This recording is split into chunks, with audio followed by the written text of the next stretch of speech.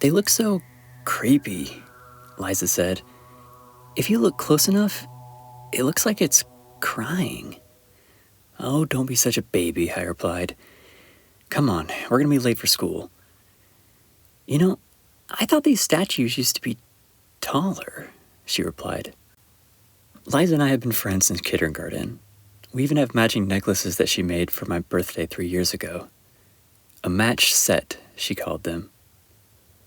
We're now in high school, and every morning on the way to school, we walk by statues of kids in the park. The statues were put up in memory of 2 kids who went missing 10 years ago.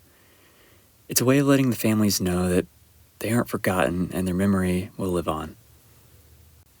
The school day went on like the rest. I think all the teachers took great joy in hearing students complain about homework, because everyone knows that after spending all day in school, we all just want to go home and continue on with more school. At the end of the school day, Liza and I started our walk back home. What do you think of my new shoes? Liza asked.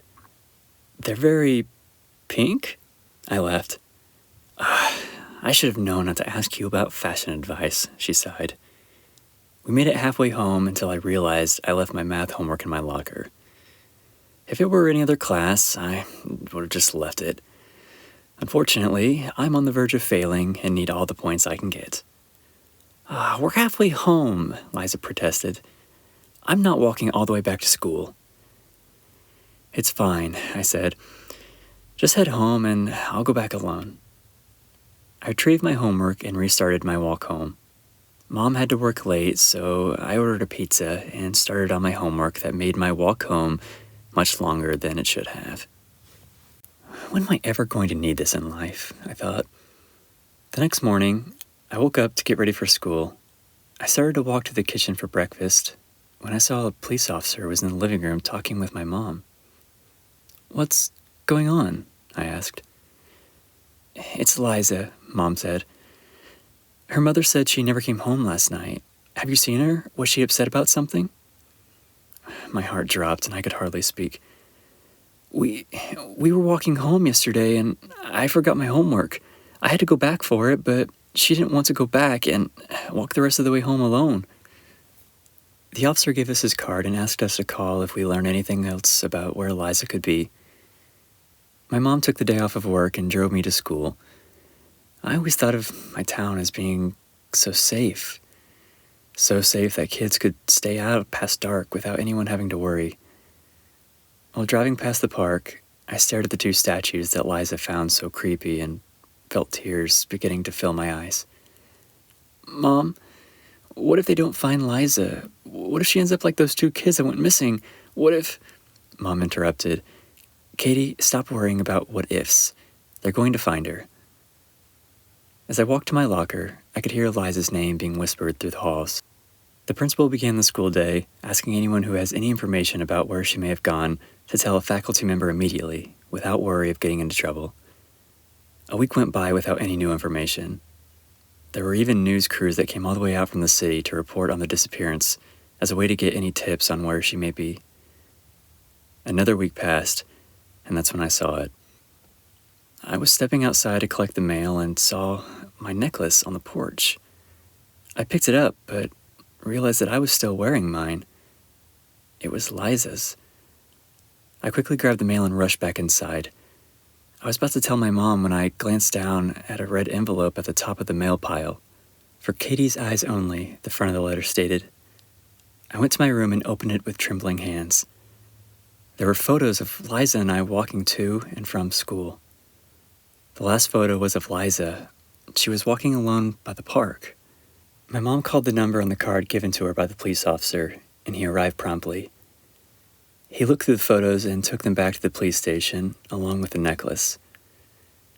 Even though the town's police department was small, they still made time to devote an officer to watching our house in case anyone suspicious came by.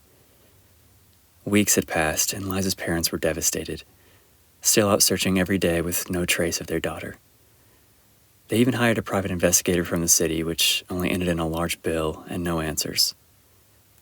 I went out regularly with the search parties. There were a lot of wooded areas to cover. On one of the searches, I saw an old wooden structure in the distance. It looked so old that it would collapse at any moment. The search party I was with began walking toward the structure. "I don't think anyone with any sense would set foot in that place," an officer said.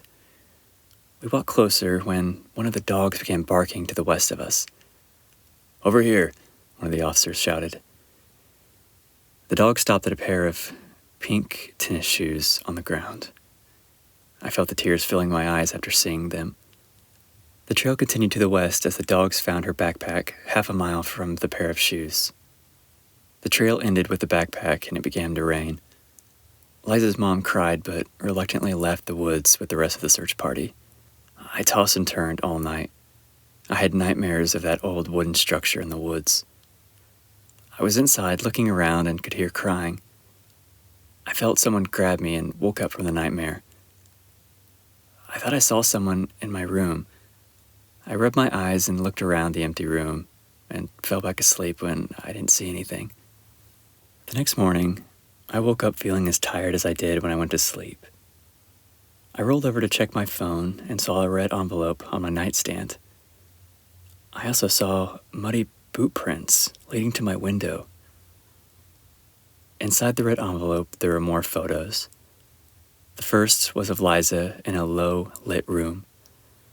By the looks of the room, it was some kind of dimly lit workshop.